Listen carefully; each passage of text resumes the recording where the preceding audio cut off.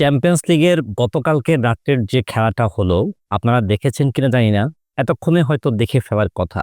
আর্সেনালের কাছে Real Madrid ৩-০ গোলে পরাজিত হয়েছে।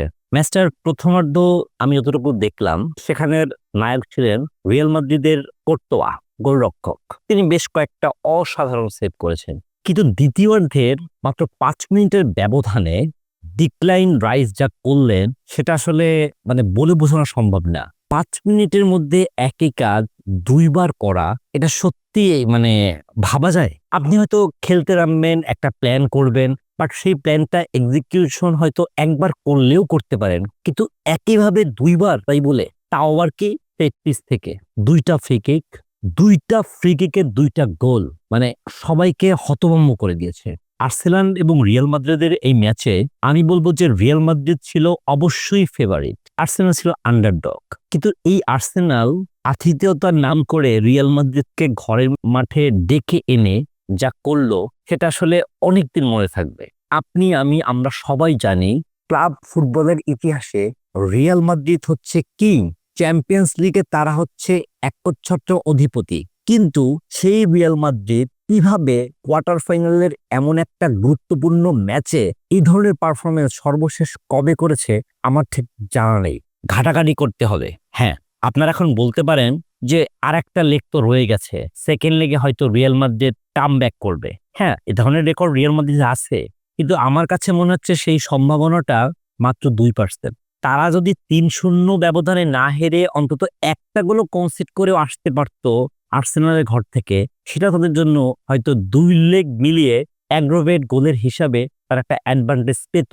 কিন্তু যা হয়ে গেছে সেটা আসলে আমার মনে হয় না যেটা কামব্যাক করা সম্ভব হবে। আমার মনে হচ্ছে না। আমার সাথে যে আপনারা একমত হবেন তা না। যাই হোক, ম্যাচের টার্নিং পয়েন্ট বলতে যে খেলোয়াড়ের নামটা আমি বলেছিলাম সেটা হচ্ছে ডিক্লাইন রাইস। রাইস যা করলেন, ২টো ফ্রি কিক, আর্সেনাল খুব প্ল্যান মাফিক কোর্তোয়াকে একেবারে আড়ালে নিয়ে গেলেন যাতে কোর্তোয়া বুঝতেই না পারে বলটা কোন দিক থেকে আসছে। এই ২টা ফ্রি কিকের মধ্যে সময়ের ব্যবধান ছিল মাত্র ৫ মিনিট। রিয়াল মাদ্রিদের যে অ্যাটাকিং সাইড ছিল, ভিনিসিয়াস জুনিয়র, রদ্রিগো, এমবাপ্পে, তারা চেষ্টা করেনি তা না, চেষ্টা করেছেন। কিন্তু আর্সেনালকে হারানোর জন্য যে পরিমাণ এফোর্ট দরকার সেটা বা যে পারফরমেন্স তাদের দরকার ছিল সেটা সম্ভব হয়নি।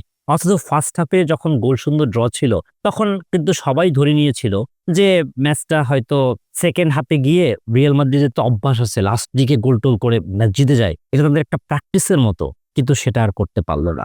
আর ভিনিসিয়াস জুনিয়র নিজের অনেকটা ছায়া হয়েছিলেন।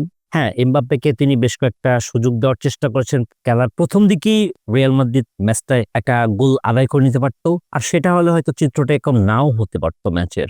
যাই হোক, কোচ কার্লো আনচেলত্তি, তাকে আমরা মাস্টার মাইন্ড বলি, কিন্তু কালকে তার কোনো টেকনিক কাজ করেনি। তিনি লুকা মদ্রিচকে মিডফিল্ডে কালকে ফার্স্ট ইলেভেনে রাখেননি। না রাখার কারণ হচ্ছে মদ্রিচ আসলে সেই আগের মিডফিল্ডের যোগানটা দিতে পারছে না। কিন্তু রিয়াল মাদ্রিদ যদি খেলে থাকে তাহলে একজন খেলোয়াড়ই খেলেছে, সেটা হচ্ছে তাদের গোলরক্ষক কোর্তোয়া।